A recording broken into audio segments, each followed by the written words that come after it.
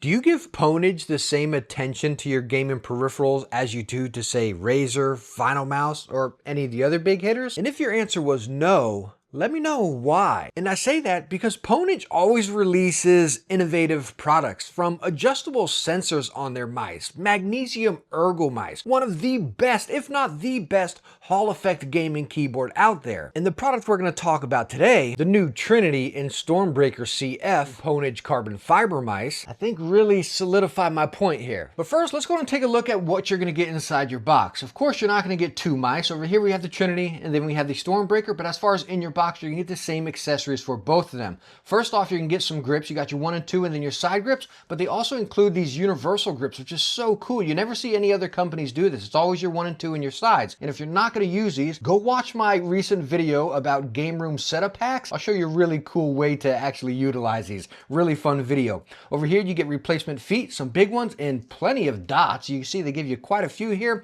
On the mouse, you do have your big feet right over here, but they give you that replacement set. Detachable USB A to C, you have your 8K dongle and the pyramid, and they are color matched with the ones I have. You got the silver, and over here you have the black. I'm not too sure about the other colors, but again, you can see mine are color matched. You got your manual, a sticker, and then this little screwdriver, because yes, you can adjust the sensor on these as well. Now, before I dive into any of the details on these mice, let me go and give you my hand dimensions first off, so you know whenever I'm talking about where it grips or if it's too small or too big, you can kind of relate from my hand size to your hand size. So now let's go on and get into the nitty gritty and start with some raw measurements of both of these mice. And kicking it off with the Trinity, looking at the length right there, then we'll come over here to our grip width. This is the lower grip width before it starts flaring at the top. I'll spin it around and we'll get that upper grip width right around the buttons without trying to press them in, just a pinch bigger. And then if we look at this hump right from mid sensor, of course you can adjust these sensors, but mine's right in the midpoint,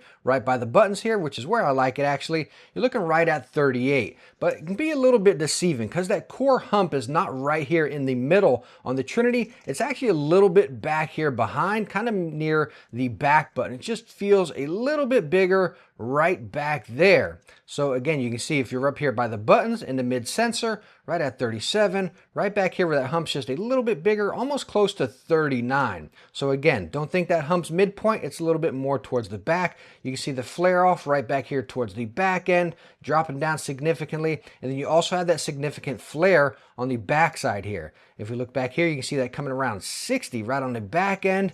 And then as far as that flare up on the front by the buttons, you can see right there. Just on the back side, you can see again where those flares really kind of swoop in and out. Now coming over here, looking at the StormBreaker, I think a lot of you are pretty familiar with this mouse, but just for the sake of it, let's go on and get some measurements here because we are going to be talking about this in the video.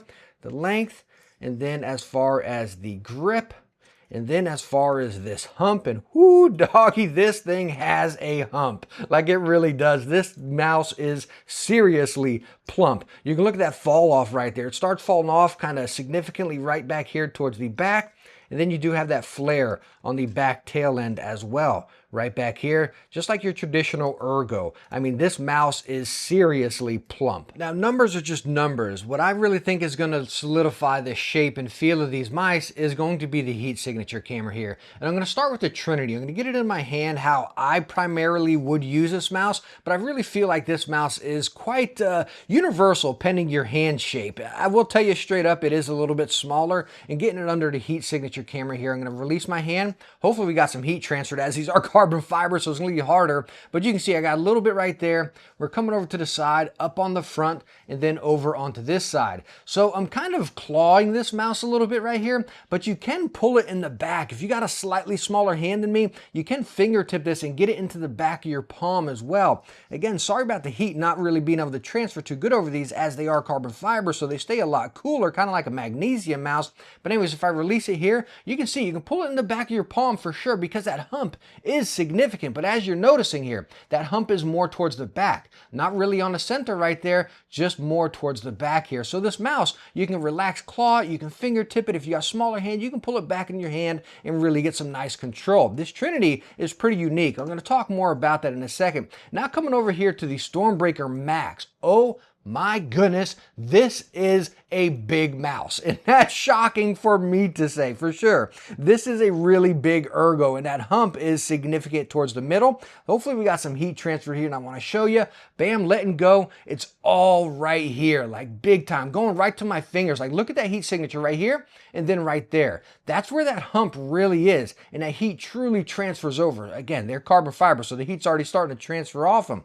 But anyways, if I want to take this and really get it into the back of my hand, then my front fingers are raised up a little bit and it's not hitting that hump right in the middle. Hopefully I can get some transfer here, letting go, and you can see it's right back there, not really any hump. But again, that hump is really sharp right there. So if you kind of put your hand on this regularly like an ergo, you're gonna feel it dive forward a little bit right there. As it's gripping right here, you feel it really pressing in the middle right here on your finger. And I'm gonna see if that heat transfers. Bam, right there, and now you can see it right up there to the back. So let me go on and get the lights on, and I want to talk more in depth as far as those measurements and the feel from the heat signatures, what I was talking about with like the Stormbreaker being real big or the symmetrical with the hump. And I want to talk about a few comparisons with some other mice that I think you might be questioning up to these mice right here. And I want to start over here with the Trinity, as I think a lot of you are probably interested in this shape. And talking about this mouse, just straight up, it's a little bit smaller for me. You can see I'm kind of pinching it here, but it feels really nice even for a small mouse because it rolls with my fingers. Again, I got a bigger hand here, but I can still get a really nice claw on this. Like, just check that out. And I can really lock in some shots. I can pull it up into a flick and dip right here, fingertip, you know, and then lock it into that nice claw to get some, you know, relaxed claw to get some control. I really had a good time with this. I think the results of this video are going to be pretty shocking to you, right? But one of the biggest comparisons I think people will be talking about is the Razor Viper Mini Signature Edition. Like, just look at the bottom of this. Like, look how similar they look. Like, to a T, like in the hand, they almost feel a spit image. Like, look at the top. The buttons almost look cloned, you know what I mean? They're very similar mice for sure, but no, they're not spitting images. I'm gonna tell you what, the Trinity, you feel that hump much more, definitely towards this back section right back here. As I mentioned, over here on the Razor, again, it's a little bit more streamlined. So the Trinity is the Viper Mini with more of a hump. So if you like that and you like that relaxed claw, I think this is gonna suit you pretty darn good. But what this mouse really is the PWNAGE Sim 2. When you put the Sim 2 in your hand, you almost feel like you're right at home on the Trinity here. I don't know if that's what PWNAGE was going for as far as just taking a Sim 2 and updating the shape, but I'm gonna tell you what, like, just look at them right there. They look the exact same, and that is truly what they do feel like one-to-one in the hand. Now, let's go on and look at the StormBreaker Max CF here. And as I mentioned in the heat signatures or even the measurements, this is a very big ergo mouse, like, for sure. But the biggest thing, it's not really that flow type of ergo. I'm a ergo fan in and out. You all know I love ergo mice. And getting this in my hand, it's not really gonna flow like your traditional ergo because that, again, that hump right here kind of peaks and then drops off. So take a look at the Razor, what is this? Death Adder V3 Pro. It's very streamlined, right? It goes right here, up, and then gradually goes down. When again, you look at the StormBreaker, it peaks and drops off pretty quickly. So what you're getting here is, again, that hump gonna hit you right in the fingers. If you're relaxing it like this, it kind of just goes up, bam, and falls off right down to there. If you wanna get in your traditional palm, like I showed you in the heat signature, it's kind of weird because then it's hitting back there, but not up here. It's really weird because, again, that hump truly peaks in the middle. When you come over here to the Death Adder V3, your hand can truly engulf and rest on this mouse. It's a really nice feel. Same over here with like the X-Lite or say a Zowie EC. It's that traditional flowing type of ergo. As again, it just gradually flows from front to back into that hump and it sits in your hand. With the StormBreaker, it peaks in your hand. Hopefully that makes sense. So you can grip it like this. It's going to peak right there. You're going to have a little bit of gap right here. If you pull your hand forward, it's going to grip into the back. You're going to have a little bit of peak right there, and then it's going to dip forward there. It's a really unique ergo type of feel. It's not that traditional type of ergo if you were thinking. All right, so moving on from shape, let's go on and talk about weight of these mice. And on both of them, I have the stock feet. I do not have the dot skates on it, which will probably reduce your weight just a little bit, and I don't have any grips on either of them.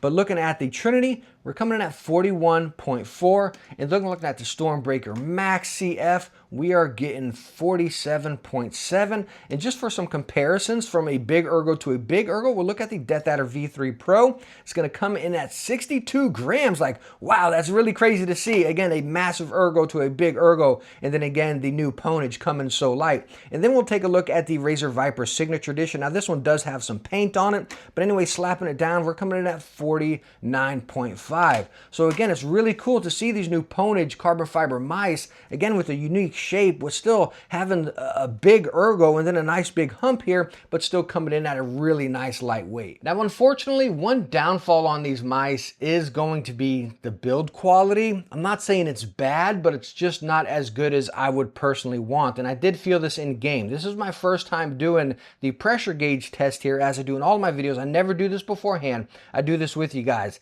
but there is a little bit of flex that I felt in game on these mice. So let's go here onto the side, and right away, right at probably that 3 to 4 pound mark, I'm feeling some flex right over here by the side buttons. Now on the back end, I'm really not getting any. I can go pretty high. Up here on the front, same deal, right around that 4 pound mark. I'm going to start getting some flex right here from that separation.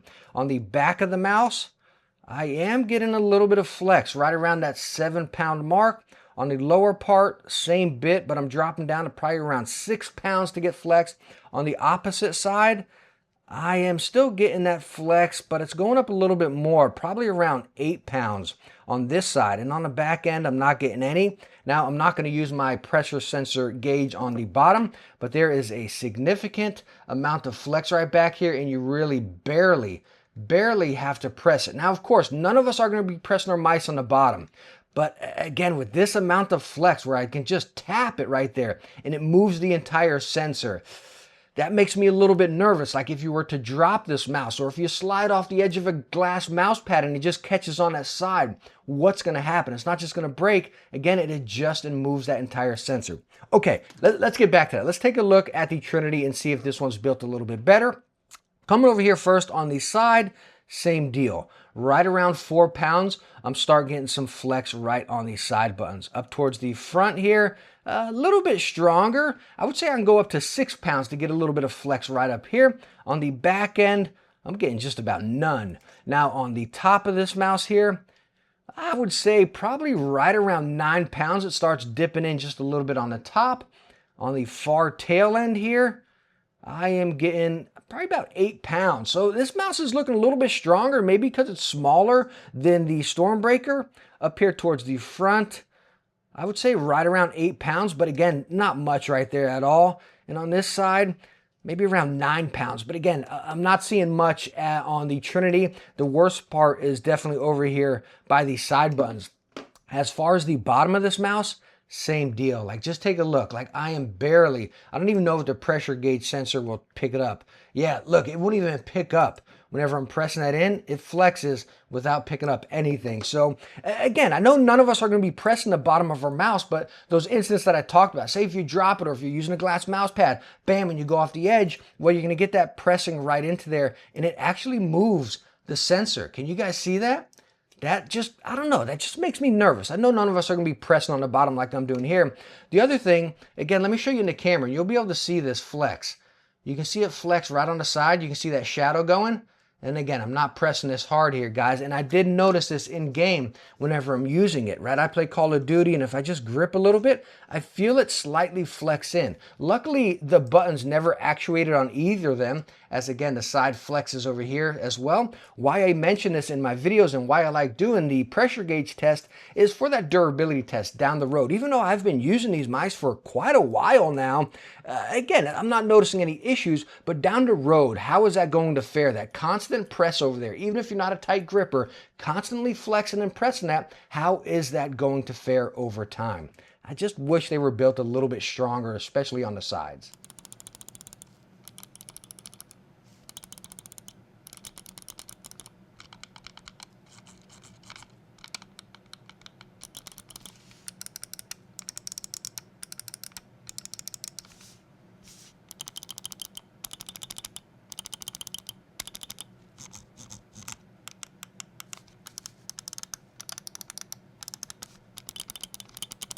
So now that I got to listen to the buttons here, I want to talk about them a little bit. And let me tell you what, I tried to pull out some other mice and get some comparisons to talk about the click feel or scroll wheel feel and stuff. And I really couldn't find anything. And number one, talking about the 1 and 2 on both of these mice, whether it be the Trinity or again the StormBreaker, these clicks feel amazing. And I'm usually not an optical fan, but I think what they did here, again, they're using the Omron opticals, but when you press them, it's almost like instantly down, like bam, click. And you just, I mean, I can't even show any of that excess travel because when I click, bam, and it goes down. It's just that little bit of pinch right there. And you feel that in game. They feel so snappy. It's like click, bam, and you're bottomed out. Same over here on a StormBreaker Max. Like, just look at that. You press, and it's pretty much down. You got like, there's the click, and you got that little hair right down there. Like, you really can't get any of that bounce or anything on them. They feel so good, the 1 and 2 on both of these mice. Now, talking about the scroll wheel, I will tell you, it does feel a little bit firmer than what I usually use being on my X-Lite V3. This one feels a little bit firmer, but if you like that, you're not going to get any accidental slips or again, swipes or presses on this. It's not like super firm by any means. Maybe kind of Zowie-esque without that noise. Again, you don't got that ridiculous clicking noise like on a Zowie scroll wheel, but again, you do have the firmness right there. So if that's something you like, hey, you got to win.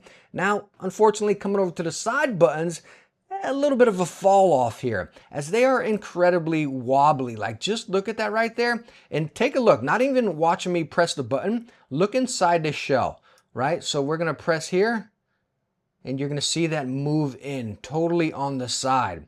It's on both of them. That's on the front and the back here. And same over here on the StormBreaker. It's not as drastic, but you can see they just rock a lot. And you can see it into the shell there as well. And then over on the backside, I didn't notice it as much on my time using the StormBreaker because again, the buttons are a little bit bigger, so I can just press them and they do feel a bit better on the StormBreaker as well. I think that's just because they're a bigger footprint. But coming over here to the Trinity, I did feel it. And maybe that's because I got a bigger hand on a smaller mouse.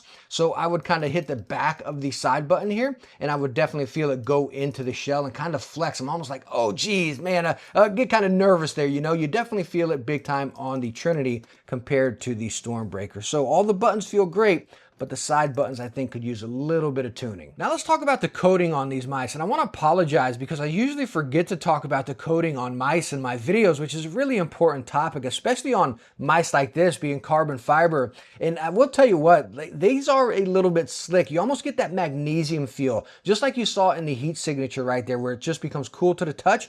But if you get a little bit of sweat or grime on them, a little bit of grease, you feel it significantly more than say a plastic mouse with a coating, because it's just, again, going to slide right onto it right there. So I would definitely recommend you using the grips on here. And I will tell you, over here on the StormBreaker, and it's not just the StormBreaker, it's really just this color theme right here. And if any of the other colors have it with these speckles sprayed on it, I will tell you, I get a little bit more grip on this, but I don't know if that's the paint or the speckles, because these speckles are actually slightly raised, which I doubt you can hear in the camera. But if I scrape my nail across it, I actually feel those little dots in there. When coming over here to this one, it's just, again, just butter smooth. So I don't know if it's, again, the paint or whatever, or the shape of the mouse, or those speckles being out there, but I feel like I have a little bit more grip on this color theme. Not so much this mouse, but again, just this color theme right here. But all in all, I would definitely recommend you using the grips on both of these mice, because you almost get that magnesium type of effect where they're a little bit slicker than your traditional plastic mouse. Now, as far as the feet and glide on these mice, it was really surprising because it felt very good, which is shocking for me because I usually like those big feet that fill out the bottom and the top, kind of like Zowie. I don't really like these cutouts and space on there because I start feeling drag on them. But I didn't experience that at all, which I'm going to give you an example on multiple surfaces here in a second. But talking about these feet, they're just nice and big. They're raised up, they're rounded on the edges, and I didn't feel any of that drag or connection digging into a mouse pad no matter what surface I was using, which was, again, shocking because, again, with that flex down here, there's not a foot in the middle. But, again, these feet just felt really, really nice.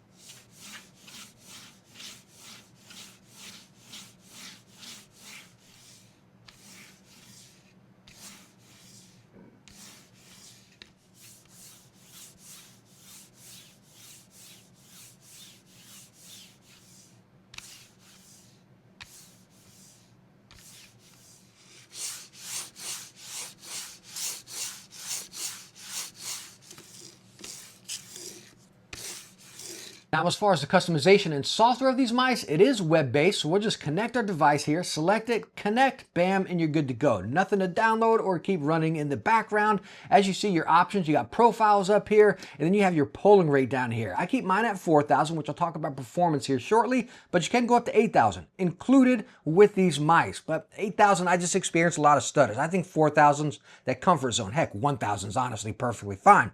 Anyways, down here, you have battery life, and I don't notice it change the battery life whenever I kick it up to 8,000, because of course that's going to affect your battery life there. But if you come down to 1,000, you don't see the percentage change or anything like that. Anyways, I kept mine at 4,000. Battery life and performance were solid. We'll talk more about that here shortly. You have your deep sleep timeout, which I always crank mine up because I don't want to be mid-round and it go to sleep on me and then have a delay right there. So I just leave mine all the way up. And again, no issues with battery life. Now coming up here, you have DPI, which you can do up to 5 increments if you want. Not increments, but settings. I just leave mine at 1300. That's what I've been using lately, and it's just really nice DPI range right there. I never thought I would be that high. I usually been like an 800 type of DPIer, you know, now I'm up to 1300. Anyways, coming over here, button mapping is in beta mode. And I will tell you, I'm not gonna mess with this here because I had some issues before as I click this and then I click something else just to dabble with it. And it was really hard to get it back to it. I actually had to go plug in another mouse and then reset it right there. So I hope they make this a little bit more seamless and easy to use. I'm not gonna mess with it here because again, it was a headache before when I had to deal with it. So hopefully this beta is worked out and a little bit simpler to use. And coming over here, macros says coming soon. So the software is pretty simplistic and basic to the point, which is honestly what I like in software. Now let's go and talk about the performance of these mice while I'm going to overlay some gameplay while I'm using the Trinity actually. We'll get to why I was using the Trinity here in a second. But anyways, as far as the performance of both of these mice, as I tested both of them extensively, again, the StormBreaker and the Trinity, I've been using these mice for quite a while. My son, Techne Jr. has actually been using the Trinity as well in the background, and he had a good time with it. We both kept it at 4,000 polling rate. I'm using a wireless keyboard, wireless headsets, multiple products switching through. My son as well, he's helped me with a lot of testing lately, and neither of us had any issues. These mice performed flawlessly, again, across multiple surfaces. And as far as, again, performance, using it with wireless stuff, no hiccups, no delays, no lags, no stutters or anything. Again, remember, I am keeping my stuff at 4,000 polling rate. I don't mess with 8,000 anymore as I do get hiccups and delays with a lot of products whenever I'm doing that. So keep everything at 4,000. It's butter smooth out there. But again, the raw performance of these mice performed flawlessly. My personal performance was not as good as, say, one of my traditional mice, an EC, or again, a X-Lite, because these mice were significantly different. The StormBreaker being very big and then the Trinity being a little bit smaller for me. But again, that's as far as shape and personal preference, not really performance. The raw performance of these mice were absolutely flawless. And again, it was really cool keeping everything top notch like that and then swapping them around. It really retained its battery life, so I didn't notice excessive drain or anything. The one thing that did drive me nuts as far as performance is I couldn't figure out a way to turn off the darn LED light on the front of the dongle. That just drove me nuts. Now, one of the best things about both of these mice is the MSRP. These mice are coming in at only 140 bucks,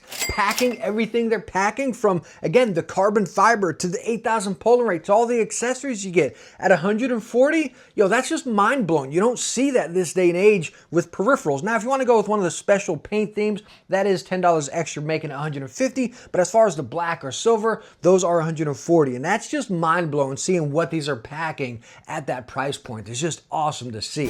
Hold up. Don't leave me yet, as I have a pretty interesting and shocking conclusion to this review right here. Number one being that I enjoyed the Trinity more than my time with the StormBreaker, just as far as feel, shape, and again, gameplay with it. And that's crazy to say, as you all know, I am an ergomaner, have been for years. I like bigger mice, but I had a much better time and enjoyed my time with the Trinity. Now, if PWNAGE can come out with a Trinity Max, oh my gosh, that would be phenomenal. Just a little bit bigger, still with that prominent hump towards the back, kind of giving you S1 type of vibes. Oh man, that would be so nice. PWNAGE, please, a Trinity Max. We all need that. Let us know down in the comments if any of y'all want it as well. So hopefully we can get PWNAGE to make that. But now the other thing is, as good as these mice are and how much they're packing and how much of a good time I had with them, I gotta recommend them with caution, right? I showed you the flex on the side, and again, why I show that is down the road, how is that gonna fare? As far as the button wobble, especially on the Trinity, that's not nice to see. It just feels a little bit, again, cheap. And then that flex on the bottom, again, are you gonna experience an issue if you drop more? Again, if you're on a glass mouse pad, it just makes me worried because again, it moves your sensor down there as well. So again, as great as these mice are, everything they're packing, it's just hard to recommend them because that build quality is not good. And these are actual retail units. They're not early reviewer samples or anything. So I would personally say wait a little while, see if PWNAGE updates the build quality once they get some feedback, and then definitely scoop one up. No questions asked. If that flex and button wobble is gone, this would be game changer. And again, I don't know, am I just nitpicking about that flex on the bottom? Let me know down in the comments. None of us, again, are gonna be pressing on the bottom, but holy smokes, that moves so incredibly easy down there. And just to close it out, again, PWNAGE, please, a Trinity Max.